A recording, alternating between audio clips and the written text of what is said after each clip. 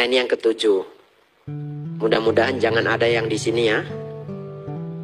Kalau ada yang kebetulan ya saya minta maaf ya, ini dari Suta ya. Ini bulat-bulat saya ambil dari Suta. Yang ketujuh, hantu perempuan yang sangat jelek. Kemudian juga diserang oleh burung-burung. Kemudian Sang Buddha menjelaskan hantu wanita yang sangat jelek ini ternyata dulunya adalah peramal. Tapi kenapa dia peramal bisa terlahir sebagai hantu? Karena dia peramal yang suka berbohong. Kadang peramal itu sudah bingung, beberapa peramal yang jahat itu barangkali bisa berbohong. Dan ketika seorang peramal berbohong, kasiannya luar biasa. Sepupu saya sendiri ya, namanya tidak boleh disebut ya, karena zaman sekarang semuanya direkam ya. Sebenarnya saya sebut sepupu saya juga, sepupu saya sudah bisa denger ini ya. Ya, sepupu saya sendiri, papanya pernah pergi nyari tangki ya. Di sini ada nggak? Tahu tangki? Itu yang kemasukan dewa. Di sini namanya apa di Samarinda? Orang yang bisa ngundang dewa masuk ke tubuhnya. Tangsin, tangki ya, ada beberapa nama. Saya tidak tahu di Samarinda namanya apa. Nah, di waktu itu dia pergi, ayahnya pergi nyari tangsin ya. Mungkin ini tangsinnya ini juga palsu ya. Karena cuma untuk acting dewa masuk itu ya kalau latihan bisa ya. Nanti jangan latihan ya, pulang ya. Karena tidak jarang tangsin itu ada yang palsu juga. Nah, tangsin itu ngomong ke dia, anakmu yang paling besar laki-laki, nanti besar itu anak yang durhaka.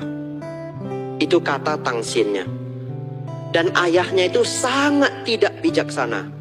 Oleh karena itu kenapa seseorang perlu belajar dharma, agar bapak ibu saudara bijaksana.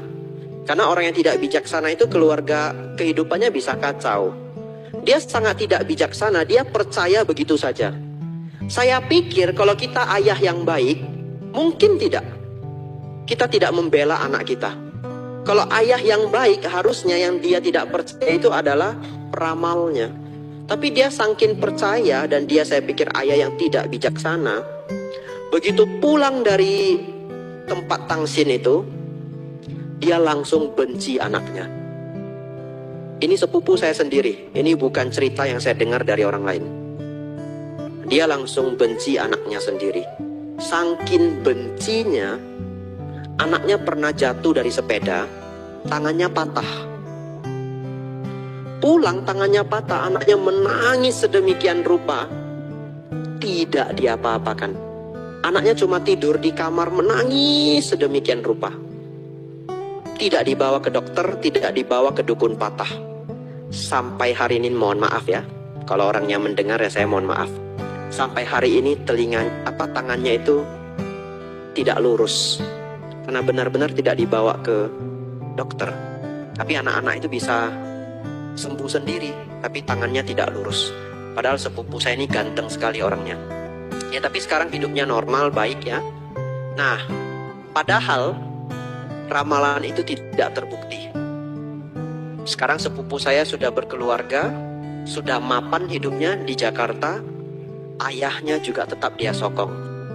Kenapa dia sokong ayahnya walaupun dia juga tidak sayang dengan ayahnya ya? Bagaimana kita sebagai anak bisa sayang ayah seperti itu ya? Sulit saya pikir ya. Kecuali punya hati seperti Dewi Kwan Im mungkin bisa ya. Wah, kalau orang biasa ya sulit. Tapi dia tetap sokong ayahnya untuk membuktikan ramalannya salah.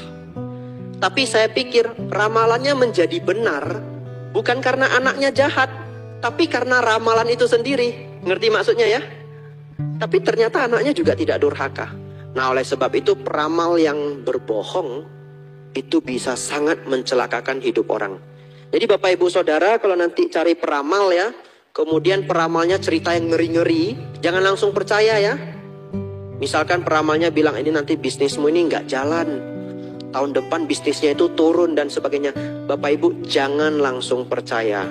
Kalau Bapak Ibu khawatir ya, datang ke wihara, ikut puja bakti baca parita, ada biku datang Bapak Ibu dana makan pelimpahan jasa. Kemudian pulang ke rumah baca Abhaya Parita. Nanti di Parita itu ada namanya Abhaya Parita. Abhaya itu artinya tanpa bahaya.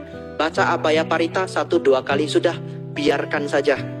Biarkan. Tapi Bapak Ibu berjuang. Bapak Ibu, ada orang setelah diberi ramalan, dia saking percayanya ramalan itu, dia jadi males dagang. Betul ya? Karena dia pikir, kata peramalnya nanti tahun depan saya redup begitu. Ya sudahlah. Ya kalau ya sudahlah, beneran redup. Jadi Bapak Ibu jangan langsung percaya ya. Kalau Bapak Ibu gelisah, khawatir, berbuat baik saja yang banyak, terus berjuang. Dan nasib itu bisa berubah.